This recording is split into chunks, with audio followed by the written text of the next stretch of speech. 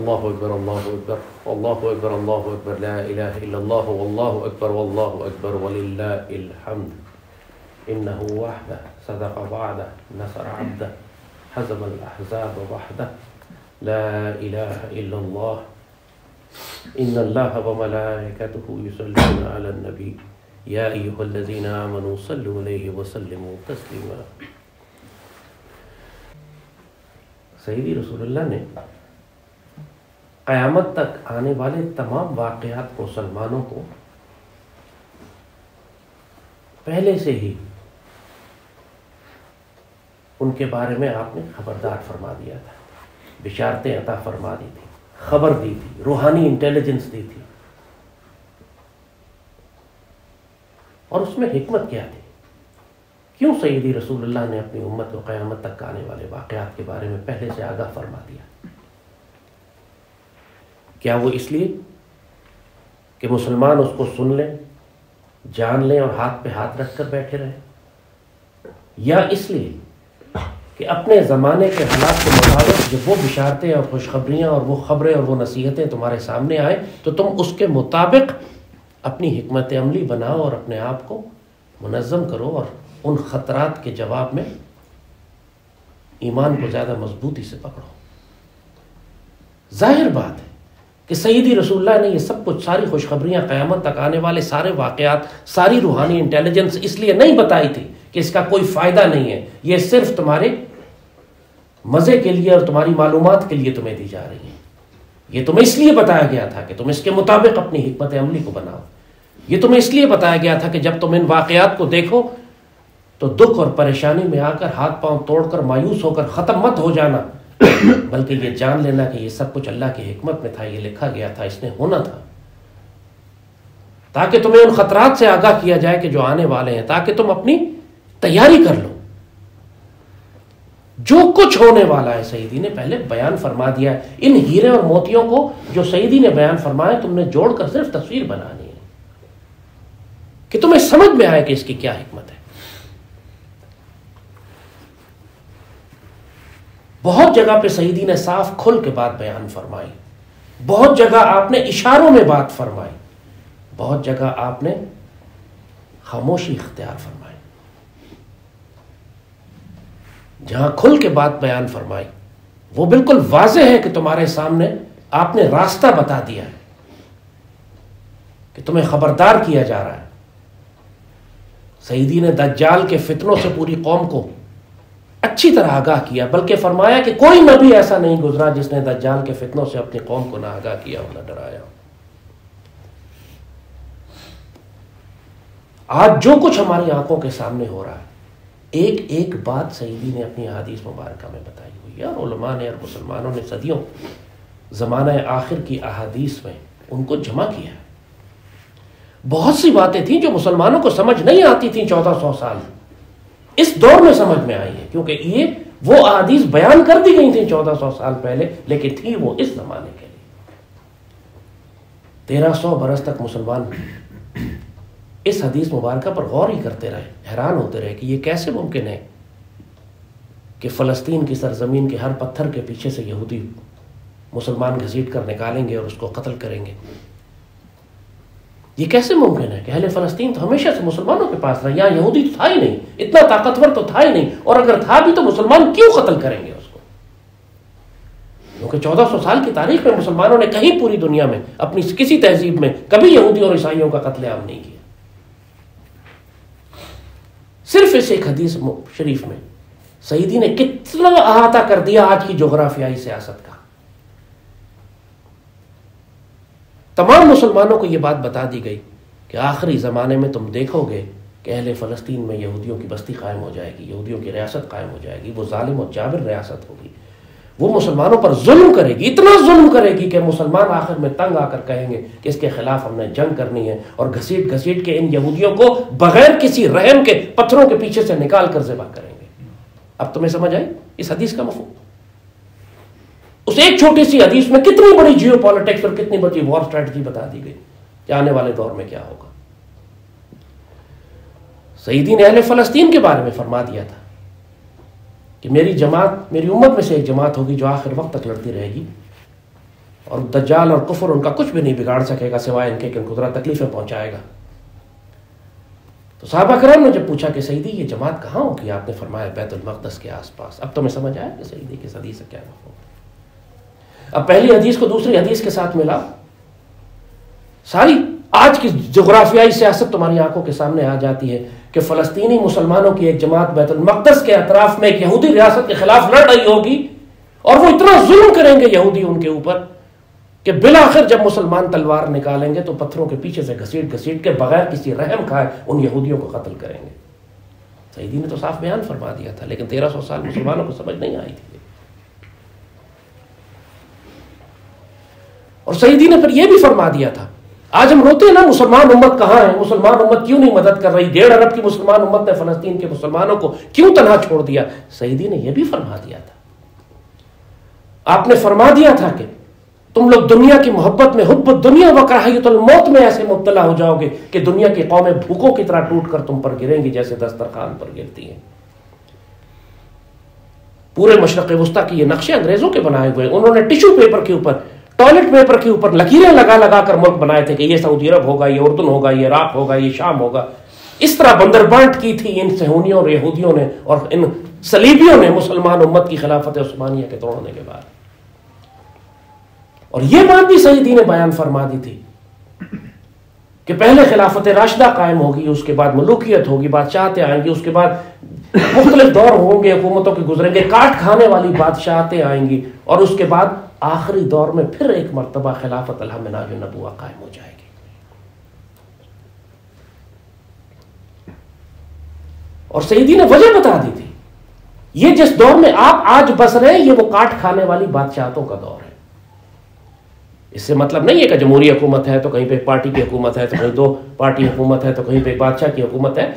یہ نظام حکومت کاٹ کھانے والا ہے۔ یہ مغرب کا جمہوری نظام جس کا چہرہ روشن نظر آتا ہے، اندرون چنگیز سے تاریخ تر ظلم استبداد کا دیو جو پاؤں مارتا چلا آ رہا ہے، یہ کاٹ کھانے والی بادشاہتیں ہیں۔ تمہیں اب فلسطین میں نظر نہیں آ رہا یہ کاٹ کھانے والی بادشاہت اور اس کے پنجے اور اس کے جبڑے کس طرح یہ انسانوں کو نوچ نوچ کر کھا رہے ہیں؟ یہ کاٹ کھانے والی بادشاہتیں۔ اور عربوں کی ذلت کی وجہ سیدی نے فرما دی تھی، ایک حدیث شریف میں آپ نے فرمایا موٹاپا عام ہو جائے گا عربوں میں، اور صرف اس ایک حدیث میں پوری تہذیب کی نشاندہی فرما دی کہ اس تہذیب کا کیا حال ہوگا۔ موٹاپا صرف اس وقت عام ہوتا ہے جب انسان حرام کھانے لگے، کاہل ہو جائے، سست ہو جائے، جہاد ترک کر دے، دنیا کی محبت میں مبتلا ہو، عیاشی اور بدکاری میں پڑا ہو، لگژریز میں، دنیا کی آسائشوں میں پڑا ہو، اس وقت اس میں موٹاپا عام ہوتا ہے پوری قوم میں۔ پھر فرمایا کہ عرب اونچی اونچی عمارتیں بنانے میں ایک دوسرے سے مقابلہ کریں گے، آج ایک برج بن رہا ہے تو ایک برج بن رہا ہے، جہاں جاؤ، دبئی میں جاؤ تو سعودیہ میں جاؤ تو ہر جگہ مقابلے چل رہے ہیں کون کتنا اونچا برج بناتا ہے۔ ایک حدیث آپ کو پورے زمانے اور اس کے مزاج اور اس کی تہذیب کے بارے میں خبر دیتی ہے۔ آپ نے فرمایا کہ مکہ کے پہاڑ سبز ہونا شروع ہو جائیں گے، یہ اتنی آرٹیفیشل رین، اتنی مصنوعی بارش، اتنا موسمیاتی تبدیلیاں یہ جان بوجھ کر رہے ہیں کہ ریگستان سبز ہونا شروع ہو گئے، مکے کے پہاڑ سبز ہونا شروع ہو گئے۔ حدیث شریف میں آپ نے فرمایا کہ مکے کے راستے نہروں کی طرح ہوں گے، اوپر سے دیکھو تو جو سڑکیں بنائی ہیں انہوں نے اور جو ٹنلز بنائی ہیں بالکل دیکھنے میں لگتا ہے جیسے نہریں چل رہی ہیں اندر۔ حدیث شریف میں یہ بھی آپ نے فرمایا تھا کہ لوگ پلیٹوں کے ذریعے، لوگ ڈش کے ذریعے بات کریں گے، ناقابل یقین بات لگتی ہے۔ اس وقت کس کو سمجھ آ سکتا تھا کہ ڈش کے ذریعے بات کرنے کا کیا مطلب ہے؟ لفظ طباخ استعمال ہوا ہے حدیث شریف میں، پلیٹ، ڈش۔ آج ساری کمیونیکیشن ڈش کے ذریعے ہو رہی ہے، سیٹلائٹس کے ذریعے ہو رہی ہے۔ اس حد تک تفصیل کے ساتھ سیدی نے بیان فرمایا۔ آج آپ دیکھ سیدی نے یہ بات فرمائی جب اہل شام میں تباہی مچ جائے تو اس کا مفہوم ہے کہ تم میں پھر کوئی خیر باقی نہیں رہے۔ فلسطین اہل شام ہے، شام کا مطلب صرف بشار الاسد کی حکومت نہیں ہے، شام میں فلسطین ہے، بہترین شام کا حصہ اہل فلسطین ہے، اہل مسجد اقصی ہے، اہل القدس ہے۔ وہاں جو تباہی تمہاری آنکھوں کے سامنے مچ رہی ہے، اس کا مفہوم یہی ہے کہ اس کا مطلب ہے کہ امت نے وہ تباہی مچنے دی، اس کا مطلب ہے کہ امت جو ہے وہ اتنی ذلیل و خوار ہو چکی ہے، بزدل ہو چکی ہے، حب الدنیا اور کراہیت الموت میں مبتلا ہو چکی ہے کہ اس نے اہل شام کو تباہ ہونے دیا۔ اس کا مطلب ہے کہ اب تم میں کوئی خیر باقی نہیں رہی۔ یہ حدیث شریف ہے سیدی کی۔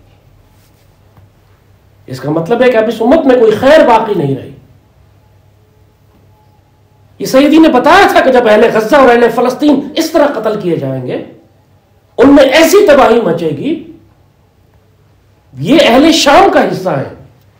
بشار الاسد کی حکومت کے بارے میں نہیں فرمایا گیا تھا، یہ مومنین کے بارے میں فرمایا گیا تھا، مجاہدین کے بارے میں فرمایا گیا تھا، اس جماعت کے بارے میں فرمایا گیا تھا جس کو سیدی نے بشارت دی ہے کہ امت کی بہترین جماعت ہے۔ جب اس جماعت کو تباہ کر دیا جائے گا اور امت تماشا دیکھتی رہے گی، امت اجازت دے گی دشمنوں کو اس کو تباہ کرنے کی، تو اس کا مطلب ہے کہ امت میں اب کوئی خیر باقی نہیں ہے۔ اور پھر اسی لیے سیدی نے فرمایا تھا کہ اس کے بعد ملحمۃ الکبریٰ ہوگی، بڑی جنگ ہوگی، جس کے اندر پھر اس غافل امت کو صاف کر دیا جائے گا۔ ہر بات کا مفہوم سمجھو کہ اس کا جیو پولیٹیکل کانسیکوینس کیا ہے، اس کا جغرافیائی سیاست میں اس کا نتیجہ کیا نکلے گا، جو سیدی نے بیان فرمایا۔ ایک موقع پہ سیدی نے کھڑے ہو کے فرمایا کہ اہل شام کے لیے دعا فرمائی، پھر آپ نے اہل یمن کے لیے دعا فرمائی، پھر نجد میں سے کوئی شخص اٹھا، اس نے کہا ہمارے لیے بھی دعا فرمائے۔ سیدی نے دعا نہیں فرمائی، اس نے وجہ پوچھی، آپ نے فرمایا یہاں شیطان کے سینگ نکلیں گے۔ آج اپنی آنکھوں سے آپ دیکھ رہے ہیں فلسطین اہل شام ہے جن کے لیے دعا فرمائی، ان کی مدد پوری دنیا میں سب سے کمزور مسلمان دنیا کے اہل یمن نے ان کی مدد کی، اور سب سے زیادہ تباہی اس وقت اہل نجد پھیلا رہے ہیں۔ یہی حدیث ہمارے سامنے تھی، حدیث شریف، جب اہل نجد نے پاکستان سے کہا کہ اہل یمن پر حملہ کرو، اسی لیے بیچ میں ہم کھڑے ہو گئے تھے جا کر کے ہم اجازت نہیں دیں گے اس بات کی۔ اسی وجہ سے پاکستان فوج کو روکا کہ دشمن دجال چاہتا یہ تھا کہ غزوہ ہند کی فوج کو اہل یمن کے سے لڑا دیا جائے، اسی لیے ہم بیچ میں کھڑے ہو گئے، اسی لیے ہم نے وہ اذان دی تھی، اسی لیے ہم سعودی عرب کی جیل میں پکڑے گئے اور سزا دی گئی، اتنا سخت مشکل وقت گزارا، صرف اس سیدی رسول اللہ کی اس حدیث کو سامنے رکھتے ہوئے ہم نے اپنی جغرافیائی سیاست یہ بنائی تھی کہ غزوہ ہند کی فوج اہل نجد کے ہاتھوں اہل یمن کو تباہ نہ کر دے کہیں۔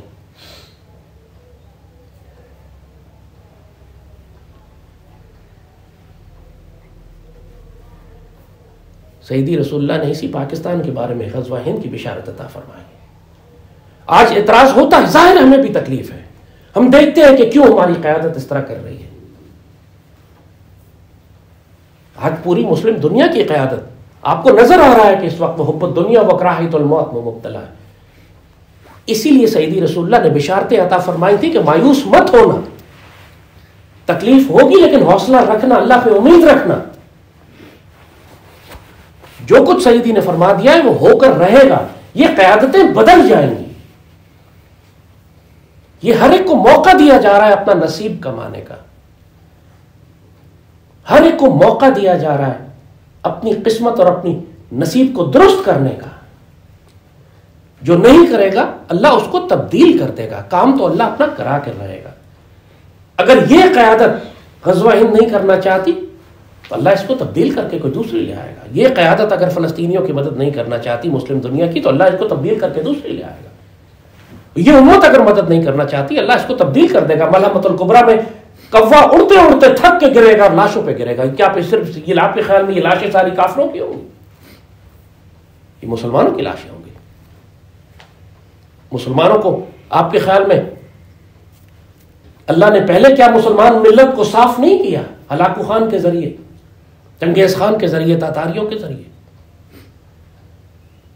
پوری مسلمان امت اس وقت کی ایشیا وسطی سے لے کر مصر تک صاف کر دی گئی تھی۔ کروڑوں مسلمان اس وقت بھی تھے جن کے سروں کے مینار بنے تھے، اس لیے کہ وہ ظالم اور غافل ہو چکے تھے، اس لیے کہ وہ جہاد سے بھاگتے تھے، وہ حب الدنیا و کراہیت الموت میں مبتلا ہو چکے تھے، اس لیے کہ وہ فطروں میں پڑ چکے تھے، تفرقے میں اور سیاست میں اور دین کے معاملے میں فطروں میں گرفتار تھے۔ اللہ کے نزدیک وہ کسی کام کی امت نہیں تھی۔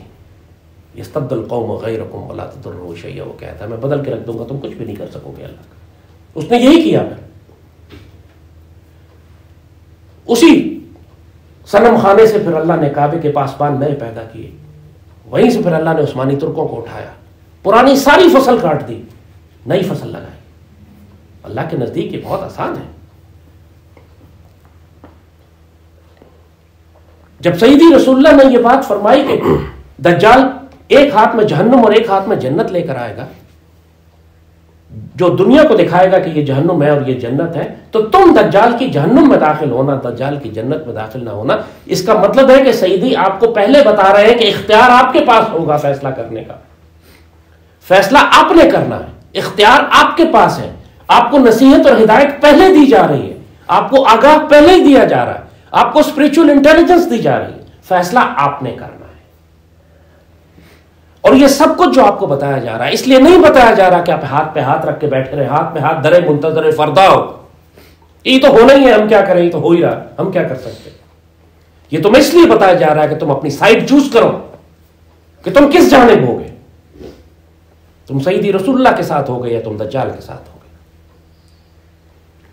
تم مجاہدین غزوہ ہند کے ساتھ ہوگے، تم خوارج یا مشرکین کے ساتھ ہوگے، تم اہل فلسطین کے ساتھ ہوگے یا تم اس یہودی فوج کے ساتھ ہوگے کہ جو اہل فلسطین کو قتل کر رہی ہے، تم دجال کے خلاف کھڑے ہوگے یا دجال کے ساتھ کھڑے ہوگے، تم طاغوت کا کفر کرو گے یا طاغوت کا دست بازو بنو گے، تم اس جماعت میں شامل ہوگے جو حب الدنیا و کراہیت الموت میں ہے اور اونچی اونچی عمارتیں بنانے میں مقابلہ کرتی ہے اور جس میں موٹاپا عام ہو گیا، یا تم اس جماعت میں ہوگے جس کے بارے میں سیدی رسول اللہ نے بشارت دی کہ اللہ اس کے ہاتھوں ملک شام میں دجال کو قتل کروائے گا، جو امام مہدی کے ساتھ ہوں گے جن کے ذریعے خلافت اللہ منہاج النبوۃ قائم ہوگی۔ یا تم ہاتھ پہ ہاتھ رکھ کے انتظار کرو گے کہ دوسرے جانیں قربان کریں، مال قربان کریں، دوسرے اپنی زندگیاں خراب کریں، اپنے بچے شہید کروائیں، اپنے شوہر شہید کروائیں، اپنے ماں باپ کو قربان کروائیں، ہم صرف پھل کھانے کے لیے بعد میں آئیں گے، جو کہ اکثر امت کا اس وقت یہی حال ہے۔ فلسطینی لڑ لیں، افغان مجاہد اپنی جگہ لڑ لیں، جہاں جہاں مسلمان تحریک آزادی ہے وہ اپنی جنگ کر لیں۔ یہ طنز ہمارے اوپر روسیوں نے کیا، پوری مسلمان دنیا چیخ چیخ کے روس کو بلا رہی ہے کہ آؤ اسرائیل کا حملہ روکو، تو روس نے چپیڑ ماری مسلمان دنیا کے منہ پہ۔ ان کے وزیر نے کہا کہ جنگ تم لوگوں کو خود کرنی ہے، ہم تمہاری مدد کر سکتے ہیں، تمہارے لیے جنگ نہیں کریں گے، غیرت ہے تو جنگ کر لو، ہم مدد کر دیں گے تمہاری۔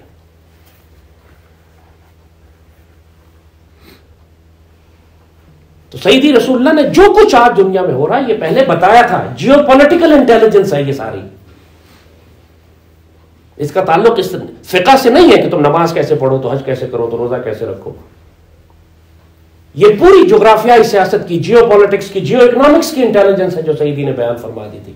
اس کو کوئی آج کی ماڈرن زبان میں لکھے تو پورے پالیسی پیپر لکھے جا سکتے ہیں، غزوہ ہند کی ڈاکٹرائن کے اوپر آپ پوری ملٹری اسٹریٹجی بنا سکتے ہیں، اس بات کے اوپر کہ یہاں سے مسلمان فوجیں واپس جائیں گی شام میں، تو آپ پورے مسلمان نیٹو، مسلمان ڈیفنس الائنس کا یہ بلو پرنٹ ہے، یہ ایک فیکٹ ہے جس کو اقبال نے اس وقت کہا تھا، ایک ہو مسلم حرم کے پاس پانی کے لیے، نیل کے ساحل سے لے کر تابخا کے کاشغر۔ سیدی رسول اللہ نے جب یہ فرمایا تھا کہ یہاں پہ یہودی قائم ہوں گے، تو یہ خبر تھی مسلمانوں کو کہ یہاں مسلمانوں کی حکومت ختم ہو جائے گی۔ خلافت عثمانیہ اتنے عرصے رہی، جو 1923 میں اس کو ختم کیا گیا، اس کے بعد ہی یہ ساری احادیث پوری ہونا شروع ہوئی، اس سے پہلے تو ممکن نہیں تھا یہ۔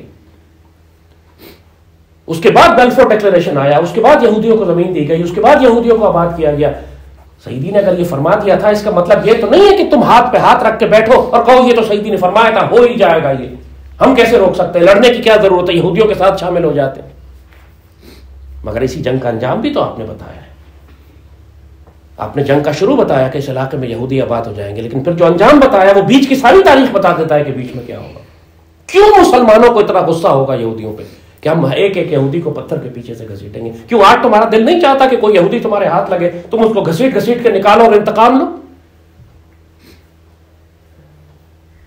یہ غصہ ہوگا مسلمانوں میں، یہ جلال ہوگا مسلمانوں میں، کیونکہ آج جو ظلم تم اپنی آنکھوں کے سامنے دیکھ رہے ہو، یہ دلیل ہے اس بات کی کہ سیدی نے جو فرمایا تھا حق فرمایا تھا۔ آج جو فلسطینیوں کا جو صبر تم دیکھ رہے ہو، یہ حق ہے اس بات کا، دلیل ہے اس بات کی کہ سیدی نے اہل فلسطین کے لیے، اہل شام کے لیے جو دعا فرمائی تھی درست فرمائی تھی۔ آج جو تم اہل یمن کا کردار دیکھ رہے ہو، وہ دلیل ہے اس بات پر کہ سیدی رسول اللہ نے اہل یمن کی جو بشارت فرمائی تھی سچ فرمائی تھی۔ آج تم اہل نجد کا جو کردار دیکھ رہے ہو، وہ دلیل ہے اس بات کی کہ شیطان کے سینگ جس خطے سے نکلنے وہ نجد ہے۔ پوری مسلمان دنیا کے فتنے نجد سے نکل رہے ہیں۔ سیدی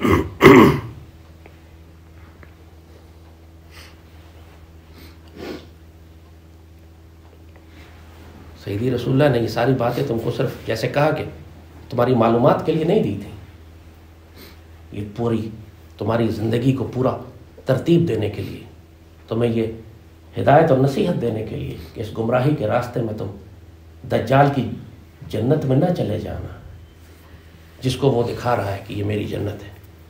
اہل فلسطین نے دجال کی جہنم قبول کی، اور سیدی نے فرمایا تھا وہ جنت کا راستہ ہے۔ جنت کا راستہ آج غزہ سے ہو کے جاتا ہے، اور کوئی راستہ نہیں، اور کوئی راستہ نہیں۔ جو اہل غزہ کے ساتھ شامل نہیں ہے آج، اس کے بعد کرتا رہے عبادتیں، کرتا رہے نمازیں، کرتا رہے صدقے، کرتا رہے نیکیاں، کھدواتا رہے کنویں۔ جو آج سیدی رسول اللہ کی امت کے بہترین حصے کو تنہا چھوڑ کر دنیا کی محبت اور مال کی محبت اور موت کے خوف میں مبتلا ہے، قرآن بہت بڑی تعداد میں مسلمانوں کے بارے میں کہتا ہے کہ حبطت اعمالہم، ان کے اعمال ضائع ہو جائیں گے۔ سیدی رسول اللہ کے آگے تم نے آواز بلند کر دی، گستاخی کر دی، ان کے حکم کے خلاف ورزی کر دی اس طریقے سے کہ سیدی کی گستاخی اور بے ادبی میں شامل ہوئی، تمہارے اعمال ضائع ہو جائیں گے، تمہیں خبر بھی نہیں۔ میدان جنگ سے فرار اختیار کرنے والے کے اعمال ضائع ہو جائیں گے۔ آج ہم میدان جنگ سے فرار اختیار کر رہے ہیں نا۔ آج امت کیا کر رہی ہے؟ آج امت اور کیا کر رہی ہے؟ تمام حکمران کس بات سے خوف زدہ ہے؟ امریکہ نے ایئرکرافٹ کیریئر آ جائے گا، معیشت تباہ ہو جائے گی، معیشت مضبوط نہیں ہے۔ تم میدان جنگ سے اس لیے فرار اختیار کر رہے ہو کہ تم بزدل اور بے غیرت ہو، اور تم کو دنیا کی محبت ہے، اور تم جہاد نہیں کرنا چاہتے، تم جہاد سے فرار اختیار کر رہے ہو، میدان جنگ کی جانب پیٹھ دکھا رہے ہو، تمہارے اعمال ضائع ہو جائیں گے، ہو چکے ہوں گے۔ میدان جنگ سے فرار اختیار کرنا، جبکہ جنگ شروع ہو چکی ہو اور مسلمانوں پر فرض ہو چکا ہو، فرض عین ہو چکا ہو مسلمانوں کی مدد کرنا اور کفار کے خلاف کھڑا ہونا، خاص طور پر جب امت کا بہترین حصہ اور مسجد اقصی خطرے میں ہو، اس وقت تم اگر بزدلی اور بغیرتی کا راستہ اختیار کرو گے اور حجتیں دو گے کہ ہماری معیشت ٹھیک نہیں ہے، ہم کیسے کریں گے، پھر اللہ کے آگے تم کوئی عذر پیش نہیں کر سکتے ہو، کوئی عذر پیش نہیں کر سکتے ہو۔ یا تم تلوار سے لڑو، یا تم قلم سے لڑو، یا تم سوشل میڈیا سے لڑو۔ جنگ تو تم نے کرنی ہے۔ اگر تم نہیں لڑتے ہو، اگر تمہیں اس بات کی فکر ہے کہ تمہاری معیشت خراب ہو جائے گی، تمہارے کانٹریکٹ ختم ہو جائیں گے، تمہیں ویزے نہیں ملیں گے، تمہیں دنیا میں پابندیاں تم پر لگا دی جائیں گی اس لیے کہ تم نے سیدی رسول اللہ کی امت کے دفاع کے لیے آواز بلند کی، پھر فتربصوا، پھر انتظار کرو، اللہ کا امر آنے والا ہے۔ یاتی اللہ بامرہ، اللہ اپنے عمر کے ساتھ، اپنے حکم کے ساتھ آئے گا، پھر تم کوئی عذر پیش نہیں کر سکو گے اس کو۔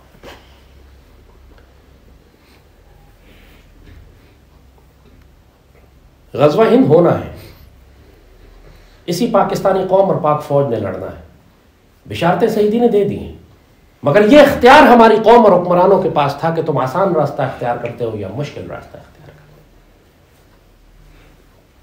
ہم لوگوں نے مشکل راستہ چن لیا، اپنے آپ کو تیار کر کے سیدی رسول اللہ کی اس احادیث شریف کو اپنی ملٹری ڈاکٹرن بنانے کے بجائے، اپنی قومی پالیسی بنانے کے بجائے ہم مذاق اڑا رہے ہیں آج تک۔ نتیجہ یہ ہوگا کہ جب اللہ کا امر آئے گا تو اس قوم کا، اس ملک کا بڑا حصہ صاف کر دیا جائے گا۔ صرف ان لوگوں کو اس آگ کی بھٹی میں سے گزار کر، تپا کر، پکا کر نکالا جائے گا کہ جو واقعی اللہ سے محبت کرتے ہوں گے اور اللہ ان سے محبت کرتا ہوگا، وہ اللہ سے راضی ہوں گے، اللہ ان سے راضی ہوگا، اور وہ کسی ملامت کرنے والے کی ملامت کی پرواہ نہیں کریں گے۔ یہ صفت بتائی گئی ہے مومنین کے قرآن میں۔ ہمارے یہاں جس سے بات کرو پہلا سوال کرتا ہے لوگ کیا کہیں گے، دنیا کیا کہے گی، انٹرنیشنل پاورز کیا کہیں گی، امریکہ کیا کہے گا۔ یہ ہے وہ تشریح جو قرآن نے فرمائی ہے، یہ ملامت کرنے والے کی ملامت کی پرواہ کرتے ہیں۔ مومنین کی صفت یہ بتائی گئی ہے کہ وہ ملامت کرنے والے کی ملامت کی پرواہ نہیں کرے گا، وہ کرے گا جو کرنا ہے۔ کیا اہل فلسطین نے پرواہ کی کہ دنیا کیا رائے رکھے گی، امریکہ ان کے بارے میں، اقوام متحدہ ان کے بارے میں کیا کہے گا؟ اور کیا اہل یمن نے پرواہ کی؟ سر دھڑ کی بازی لگا دی یمن والوں نے۔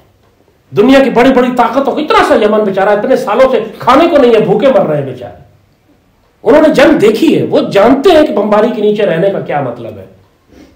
انہوں نے دیکھا ہے کہ فاقہ کرنا اور بھوکے رہنے کا مطلب کیا ہے، جب دنیا کی ساری طاقتیں بھیڑیوں کی طرح تمہارے اوپر حملہ آور ہو جائیں۔ سعودی عرب اکیلا تو نہیں تھا ان کے خلاف، دنیا کی ساری طاقتیں تھیں، امریکہ، نیٹو، یورپ، سب اس کے ساتھ شامل تھے، یمن پر حملہ کرنے میں کئی 5 6 7 سال جنگ چلی ہے، ہزاروں لاکھوں یمنی بیچارے مارے گئے، بچے بھوک سے مرے، وہاں بھی یہی ظلم ہوا ہے. وہ سمجھتے ہیں اہل فلسطین کا درد. اس لیے جب اہل فلسطین کو تکلیف ہوئی تو سب سے پہلے اہل یمن نے آواز اٹھائی. یا ویس قرنی رضی اللہ تعالیٰ عنہ کا ملک ہے، اور یمنی بڑے فخر سے تسلیم کرتے، مانتے ہیں اس بات کو کہ ہم اصل عرب ہیں. عرب شروع یمن سے ہوئے ہیں، عرب تہذیب شروع یمن سے ہوئی ہے، یہ اصلی عرب ہے، ان میں بڑی غیرت ہے. یہ مرد کوہستانی ہے. اقبال جو کہتا ہے بندے صحرائی ہو یا مرد کوہستانی، یہ پہاڑوں پہ رہنے والے دلیر لوگ ہیں، غیرت والے لوگ ہیں، تہذیب والے لوگ ہیں، تمدن والے لوگ ہیں، سیدی رسول اللہ سے محبت کرنے والے لوگ ہیں. اور آج دیکھیں دنیا کی طاقتیں کیسے خوفزدہ ہیں ان کے آگے. انہوں نے وہ سمندری راستہ بند کر دیا، کسی کی ضرورت نہیں ہو رہی کہ ان پر حملہ کرے. ایک گولی نہیں چلائی گئی اہل یمن کے اوپر، اور یہ روز ایک جہاز توڑتے ہیں. پوری دنیا میں صہیونی طاقتوں کا بیڑا غرق کر کے رکھ دیا انہوں نے باب المندب کیا بند کیا کہ سوئس کینال میں ٹریفک بند ہو گئی، کیونکہ سارا وہ تجارتی جہاز یا اسرائیل کے تھے یا اسرائیل کے لیے سامان لے کے جا رہے تھے، وہ سب بند ہو گئے. کسی جہاز کا، بحری جہاز کا کوئی تعلق اسرائیل سے نکلے گی اس پر حملہ کرتے ہیں، اس کو روکتے ہیں، اس کو تباہ کرتے ہیں. کیونکہ اللہ نے اب ان کی زد میں وہ بحری راستے دے دیے ہیں جہاں سے پوری دنیا کے یہودیوں کی معیشت، جو ان کی تجارت ہے، اس کی شہرت گزرتی ہے. انہوں نے شہرت پکڑ لی.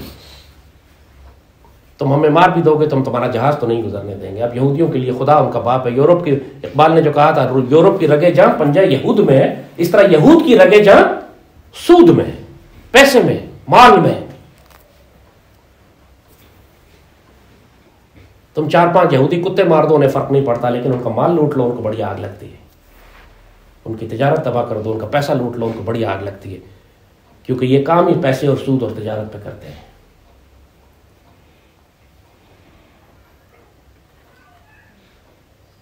تو اس بات سے پریشان مت ہو کہ آج جو کچھ ہو رہا ہے، تکلیفتیں ہیں بہت، آنکھوں سے آنسو بند نہیں ہوتے بے شک، مگر اس کا انجام سیدی رسول اللہ نے ہمیں پہلے بتا دیا ہے. ایک آزمائش کا وقت ہے، یہ پوری امت کو آزمایا جا رہا ہے، اس کو موقع دیا جا رہا ہے توبہ کرنے کا، اس کو موقع دیا جا رہا ہے اپنی سائڈ چوز کرنے کا، کہ تم دجال کے ساتھ کھڑے ہوتے ہو یا سیدی رسول اللہ کے ساتھ کھڑے ہوتے ہو. اس کو موقع دیا جا رہا ہے اپنی تربیت کرنے کا. اس پر حجت تمام کی جا رہی ہے، اس کے حکمرانوں پر، اس قوم پہ، اس کے علماء پر، اس کے میڈیا پر، اس کے دانشوروں پر حجت تمام ہو رہی ہے، تاکہ کل کو جب اللہ کا امر نازل ہو تو اس میں کوئی ایک شکایت نہ کر سکے کہ مالک ہمیں آپ نے موقع نہیں دیا، یا ایک موقع ہمیں اور دے دیا. قرآن الفاظ ان کے سارے بیان کرتا ہے، جب ان پر عذاب آتا ہے تو یہ کہتے ہیں ہمیں ایک موقع اور دے دیں. موقع مل چکا تم لوگوں کو بہت ہے، 70-75 دن غزہ کی لڑائی کے بہت ہے، تمہیں موقع مل چکا. کسی ایک مسلمان نے اپنی مرضی سے، جرأت کردار سے ایک پانی کی بوتل لے کے کوئی غزہ میں داخل نہیں ہوا جب تک یہودی اجازت نہ دے. ہزاروں ٹرک کھڑے ہوئے ہیں مصر میں، مگر یہودیوں کی اجازت کا انتظار ہو رہا ہے. 57 مسلمان ممالک اور ان کی تمام فوجیں، دنیا کے سب سے ذلیل ترین کتے، خنزیر، جہنم مغضوب علیہ، لعنتی لوگوں کی اجازت کا انتظار کر رہی ہے کہ وہ ہمیں اجازت دیں تو ہم سیدی رسول اللہ کی امت کے بہترین حصے کو پانی کی بوتل پہنچا سکیں. ان للہ و انا الیہ راجعون. اب مجھے بتاؤ اللہ کو کیا پڑی ہے کہ اس امت کو رکھے؟ زیادہ مظاہرے کافر کر رہے ہیں عیسائی، اور دنیا کے اچھے انسان زیادہ مظاہرے کر رہے ہیں فلسطین کے حق میں. مسلمان دنیا میں شاید ہی کوئی مظاہرہ نظر آتا. سب نے اس کو اپنی تقدیر اور اپنا نصیب سمجھ کے قبول کر لیا. اللہ کا شکر اور کرم اور احسان ہے، جیسے سیدی نے فرمایا تھا کہ معاشی طور پر ان کو بہت تکلیف دیں گے، نقصان پہنچائیں گے، سب کچھ کریں گے، لیکن اللہ کے فضل سے اہل فلسطین کی اس جماعت کو دشمن ختم نہیں کر سکیں گے. آج کتنے دن ہو گئے، پوری دنیا کی فوجی ماہرین، عسکری ماہرین، پوری دنیا کے ڈیفنس اینالسٹ حیران پریشان ہیں کہ کس طرح وہ چھوٹی سی 20-25 ہزار مجاہدین کی جماعت جو زیر زمین سرنگوں میں رہتی ہے 10-12 لاکھ یہودی فوج کا مقابلہ کر رہی ہے، جس کے پیچھے کئی ایٹمی طاقتیں اپنے پورے وسائل کے ساتھ کھڑی ہیں، بے تحاشا اسلحہ اور بے تحاشا سامان، اور کئی ایٹم بم گرائے جا چکے ہیں. اس کے باوجود وہ 20-25 ہزار نوجوان یونیورسٹی اور کالج کے لڑکے اور طالب علم، کوئی میڈیکل اسٹوڈنٹ ہے تو کوئی جم ٹرینر ہے تو کوئی انجینئرنگ کا اسٹوڈنٹ ہے تو کوئی دکاندار تھا، وہ ڈٹے ہوئے ہیں تمام تر نقصان اٹھانے کے باوجود، اور ذلیل اور رسوا کر کے رکھ دیا انہوں نے یہودیوں کو، دنیا میں ان کا بھرم توڑ دیا، ان کی طاقت کا غرور تکبر توڑ کے زمین میں خاک میں ملا دیا۔ بے شک مسلمانوں نے نقصان اٹھایا، لیکن ہر مسلمان شہید ہونے کے بعد جس کے آس پاس کے لوگ 40 50 لوگ خاندان کے 20 لوگ پورے خاندان کے شہید ہو جاتے ہیں، اور ووٹ کے کہتا ہے حسبنا اللہ و نعم الوکیل۔ اس کا مفہوم بھی سمجھتے ہو حسبنا اللہ و نعم الوکیل کا کیا ہے؟ نعم المولا و نعم النصیر۔ ہم تو صرف الفاظ بیان کرتے ہیں، وہ تو اس پہ زندگی گزارتے ہیں، وہ تو جیتے ہیں۔ حسبنا اللہ و نعم الوکیل، اللہ ہمیں کافی ہے، نہ آئے مسلمان ملت ہمیں کوئی فرق نہیں پڑتا، نہ آئے دنیا کی طاقت کوئی فرق نہیں پڑتا، ہمیں اللہ کافی ہے۔ نعم الوکیل، وہ ہمارا وکیل ہے، ہمارا مقدمہ اللہ لڑے گا۔ وکیل وہی ہوتا ہے جو تمہارا مقدمہ لڑتا ہے، تمہاری جانب سے کیس پلیڈ کرتا ہے۔ ہمیں ضرورت نہیں ہے اقوام متحدہ کی وہ ہمارا مقدمہ لڑے، ہمیں ضرورت نہیں ہے ان ظالم اور جابر ذلیل مسلمان حکمرانوں کی کہ وہ ہمارا مقدمہ لڑے۔ اللہ ہمارا وکیل ہے، وہ ہمارا مقدمہ لڑ رہا ہے۔ اللہ فرماتا ہے کہ بندہ مومن جب اس طرح تکلیف اٹھاتا ہے اور صبر کرتا ہے اور برداشت کرتا ہے تو پھر اللہ اس کی جانب سے جواب دیتا ہے۔ نعم المولا و نعم النصیر، بہترین مالک ہمارا اللہ ہی ہے، بہترین مددگار ہمارا اللہ ہے۔ اللہ اپنی روحانی طاقتوں سے، زمین و آسمان کے جنود اللہ کے ہیں، آسمان کی بارشیں ہوں، زمین کے کیڑے ہوں، ابابیلیں ہوں، یہ سب اللہ کے جنود اور اللہ کی فوجیں ہیں۔ کبھی یہودیوں میں بیماریاں لگ جاتی ہیں، کبھی ان پر دہشت کا اللہ روب اور دہشت طاری کر دیتا ہے، کبھی ان سے غلطیاں کوتاہیاں ایسے کراتا ہے وہ خود چیخنے مجبور ہیں، ہم بھوتوں سے لڑ رہے ہیں، نہ جانے ہمیں دشمن نظر نہیں آتا، ہمیں کون قتل کر رہا ہے۔ یہ سب اللہ کے جنود ہیں جو اللہ استعمال کر رہا ہے۔ کیا آپ کے خیال میں ان روحانی طاقتوں کے بغیر یہ اہل فلسطین اور اہل غزہ اتنے عرصے اتنی بڑی طاقت کا مقابلہ کر سکتے تھے؟ انہوں نے سارے بم استعمال کر لیے اپنے، جو ان کی پوری دنیا میں انہوں نے زمین کی گہرائی تک جا کر بم مارنے والے جو تھے وہ سب فیل ہو گئے۔ انہوں نے سرنگوں میں پانی بھرنے کا سلسلہ شروع کیا، وہ فیل ہو گیا۔ انہوں نے اب صرف ایک آپشن ان کے پاس رہ گیا، کہتے ہیں کہ ہم ایٹم بم مار دیں گے، لیکن ایٹم بم مارتے ہیں تو خود بھی ہلاک ہوتے ہیں، اب یہاں پریشان ہیں اور اتنا بھاری نقصان روز اٹھا رہے ہیں کہ خود ان کی ریاست غرق ہو رہی ہے، اور وہ سمجھتے تھے کہ اس جنگ کو وہ غزہ میں محدود رکھ سکیں گے، لیکن اب جو اہل شام نے، اہل یمن نے جو ان کی مدد کرنی شروع کی، اس سے اتنی بڑی امداد اور کمک ماشاءاللہ غزہ کے مسلمانوں کو مل گئی ہے کہ پوری دنیا کی تجارت اب رکنے کے قریب آ گئی ہے۔ اسرائیل بہت بڑا بحری بیڑا چلاتا تھا تجارتی جہازوں کا، پوری دنیا میں ان کے بحری جہاز چلتے ہیں، بے شک اسرائیل کے لیے سامان نہ جا رہا ہو، کسی اور ملک کے لیے جائے، دنیا کی تجارت اسرائیلی بحری جہازوں پہ جاتی ہے۔ اب انہوں نے جب اسرائیل کے جہاز روکنے شروع کر دیے تو دنیا کے ہر ملک کو تکلیف ہوئی، لہذا اب ان میں آپس میں پھوٹ پڑنا شروع ہو گئی، غزوہ خندق کی طرح کہ جیسے جب زیادہ جنگ چلی، زیادہ مشکلات ہوئیں تو پھر ان میں آپس میں پھوٹ پڑ گئی، اور آپس میں پھوٹ کے نتیجے میں پھر وہ آپس میں لڑتے ہوئے چھوڑ کے بھاگ گئے، اور مسلمانوں کو مسجد النبی میں مدینے میں غزوہ خندق کی اس شدید تکلیف اور مشکل سے اللہ نے نجات دی، جس کے بارے میں قرآن فرماتا ہے کہ وہ اتنی شدید تھی کہ صحابہ کرام کے بارے میں کہا گیا کہ زلزلوا زلزالا شدیدا، وہ زلزلے کی طرح ہلا دیے گئے اور ان کے قلب اچھل کے حلق میں آ رہے تھے، اور سیدی نے 2 پتھر باندھے ہوئے تھے۔ یہ سب کچھ جو اہل غزہ کے ساتھ آج ہو رہا ہے، سیدی رسول اللہ نے اپنے اوپر گزارا ہوا ہے، اہل مدینہ نے گزارا ہوا ہے۔ اس وقت پہ احزاب آئے تھے، فوجیں آئی تھیں، اس وقت کی ایٹمی طاقتیں تھیں، اس وقت کی سپر پاور تھیں جو اکٹھی ہو کے پورے عرب سے آئی تھیں اہل مدینہ کو گھیرنے کے لیے، اور اہل مدینہ اس وقت بھی محصور ہو گئے تھے جس طرح آج غزہ والے محصور ہوئے ہوئے، کہیں نکل کے نہیں جا سکتے تھے، چاروں طرف سے گھیرا ہوا تھا، بیچ میں خندق لگا دی گئی تھی۔ وہ چھوٹے اسکیل کے اوپر تھا، آپ کا مدینے کے شہر کے اسکیل تھا۔ آج غزہ میں آبادی زیادہ ہے، علاقہ بڑا ہے، جنگی حکمت عملی تو وہی کہ دشمن کی، فوجیں اسی طرح آئی ہیں، گھیرا اسی طرح لگا لیا گیا، وہ اندر ہی پھنس گئے ہیں، نکل کے بھی نہیں جا سکتے کہیں، شہادتیں دے رہے ہیں، قربانیاں دے رہے ہیں، پیٹ پہ پتھر باندھ رہے ہیں۔ 90% غزہ کے مسلمان ہیں وہ دن میں کھانا نہیں کھاتے، ایک دن کھاتے ہیں ایک دن چھوڑتے ہیں، اور جو کھاتے ہیں وہ بھی سوکھی روٹی کھاتے ہیں اگر مل گئی۔ 20-25 لاکھ مسلمانوں کا ہم نے یہ حال کر دیا، خود ہم دن میں 4 دفعہ کھاتے ہیں، ہر قسم کا مختلف انواع اقسام کے کھانے کھاتے ہیں۔ مسلمانوں میں موٹاپا عام ہوتا جا رہا ہے۔ عربوں کا حال یہ ہے کہ ان للہ و انا الیہ راجعون، ان للہ و انا الیہ راجعون، ان للہ و انا الیہ راجعون۔ یہ فتنوں کا دور ہے، یاد رکھنا بہت اچھی طرح۔ ہر وہ فتنہ جس کے بارے میں سیدی رسول اللہ نے تم کو آگاہ کیا تھا آج تمہیں اپنی آنکھوں سے نظر آئے گا. بارش کے قطروں کی طرح یہ فتنے تمہارے گھروں میں داخل ہوں گے. ہر قسم کا جھوٹا کذاب منافق لانتی اٹھ کر لیڈر ہونے کا دعویٰ کرے گا، حتیٰ کہ امام مہدی ہونے کا دعویٰ کرے گا. آپ کو یقین نہیں آئے گا، آپ حیران ہوں گے. خود پاکستان میں کوئی 6 کے قریب امام مہدی بستے ہیں جو دعویٰ کرتے ہیں دجال کذاب امام مہدی ہونے کا. اور اس کے پیچھے لوگ بھی ہیں، ہر ایک کے پیچھے لوگ ہیں. اس سے اندازہ کرو اس فتنے کا کہ جو امت میں پھیل رہا ہے.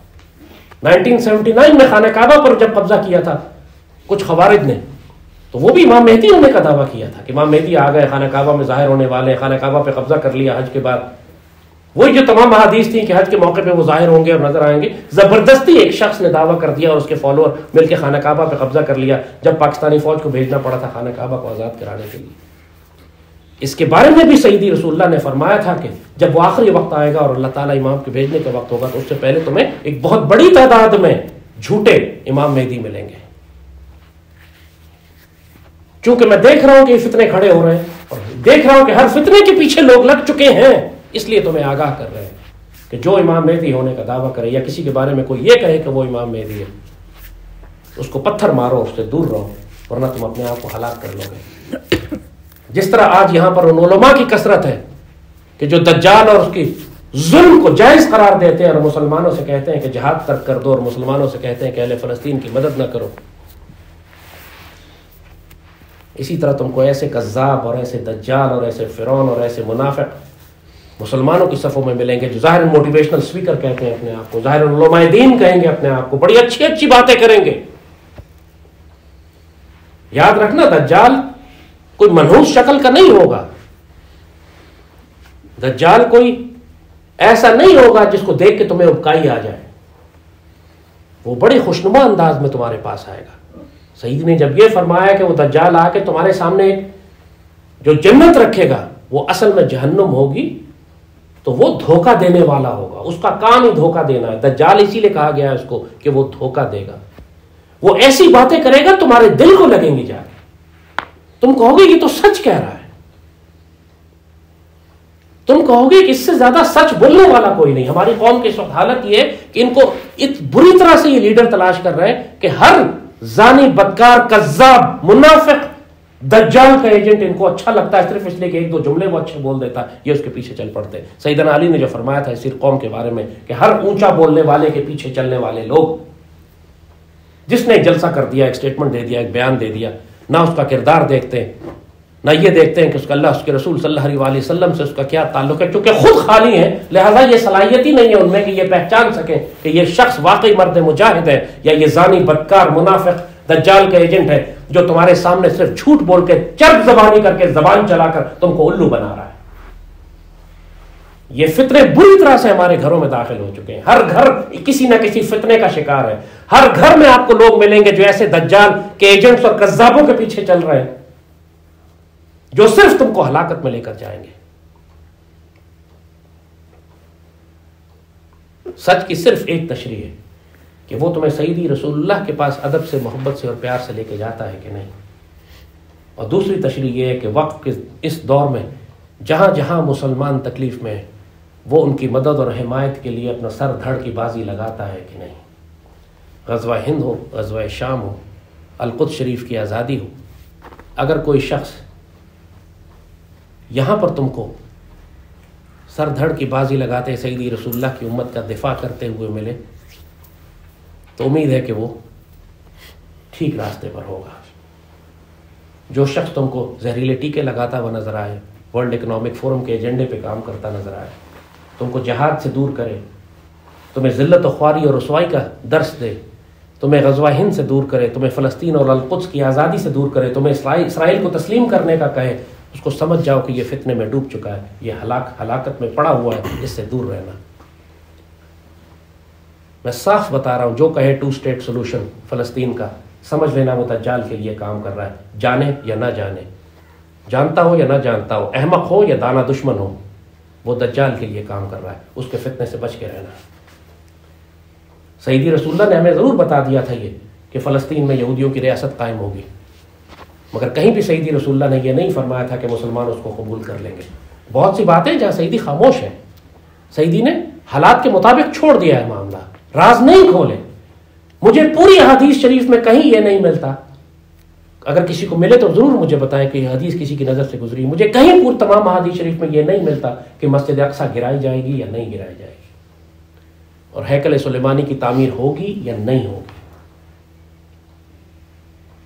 تو میرا اس پہ گمان یہی ہے کہ یہ وہ تقدیر ہے جو معلق ہے، جو تبدیل کی جا سکتی ہے اگر مسلمان جرأت و دلیری کا مظاہرہ کرے. تو یہودیوں کی ریاست تو قائم ہو چکی ہے، وہ ظلم تو کر رہے ہیں، اور ظلم کے خلاف اب اہل فلسطین اٹھ بھی کھڑے ہوئے، لڑائی بھی ہو رہی ہے، اور اس کا انجام بھی بتا دیا گیا ہے کہ انشاءاللہ فلسطینیوں کو کبھی یہ ختم نہیں کر سکیں گے. یہ لڑائی بیت المقدس شریف کے آس پاس جاری رہے گی آخری وقت تک، حتیٰ کہ مسلمان فوجیں غزوہ ہند کے بعد پلٹیں گی اور حضرت امام مہدی کے ساتھ آئیں گی اور عیسیٰ علیہ السلام کے ساتھ مل کر یہاں دجال کو ہی قتل کر دیں گی.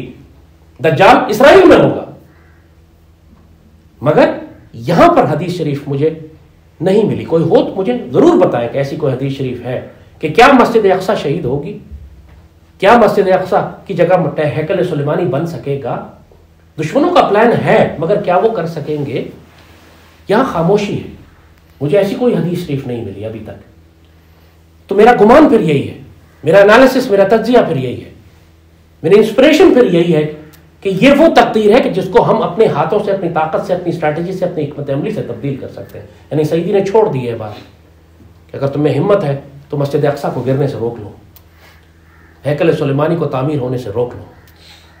دشمنوں کا تو پلان ہوگا یقینا، جس طرح اکھنڈ بھارت کا پلان تو ہے ان کا مشرکوں کا، لیکن ساتھ غزوہ ہند بتا دینے کا مقصد یہی ہے کہ اس اکھنڈ بھارت کے پلان کو روکنے کے لیے تم نے غزوہ ہند کی حکمت عملی لگانی، تو اکھنڈ بھارت نہیں بن سکے گا. اکھنڈ بھارت بن گیا تو پاکستان تو ختم ہو گیا، پھر غزوہ ہند کہاں رہا، پھر مسلمان فوج کہاں پلٹے گی شام میں جانے کے لیے. غزوہ ہند کا مطلب ہی یہی ہے کہ اکھنڈ بھارت نہیں بن سکتا. وہ کوشش کریں گے، وہ حملہ کریں گے، وہ جنگ کریں گے، وہ نقصان ہوگا، لیکن اکھنڈ بھارت نہیں بنے گا کبھی بھی. اور یہی معاملہ اہل فلسطین کے ساتھ ہے. لیکن وہاں پر مجھے یہ احادیث شریف نہیں ملتی. جیسے میں نے کہا اگر آپ میں سے کسی کے پاس کوئی علم میں ہو تو مجھے ضرور بتائیں کہ کیا مسجد اقصی، بہت سے لوگ ہیں وہ کہتے ہیں کہ مسجد اقصی گرا دی جائے گی، ہیکل سلیمانی بن جائے گا، یہ اللہ کی مرضی ہے. میں اس بات پر قائل نہیں ہوں. میرے نزدیک یہاں خاموشی ہے.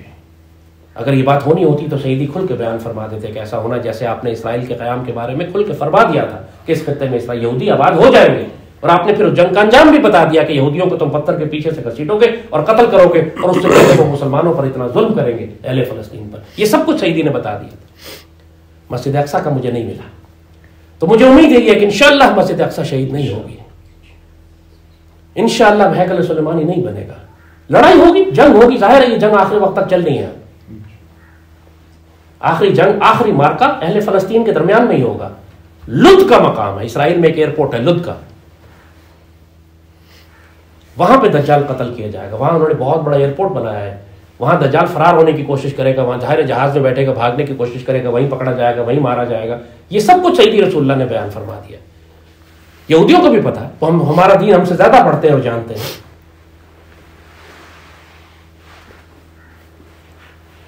تو یہ معاملہ جو کچھ آج فلسطین میں ہو رہا ہے، دل برداشتہ مت ہو، گھبراؤ نہیں، پریشان مت ہو. بے شک دل دکھی ہے، لیکن انشاءاللہ اللہ نے کامیابی مسلمانوں کے نصیب میں لکھی ہے. اپنی سمت، اپنی جانب طے کرو، تم کس طرف کھڑے ہو.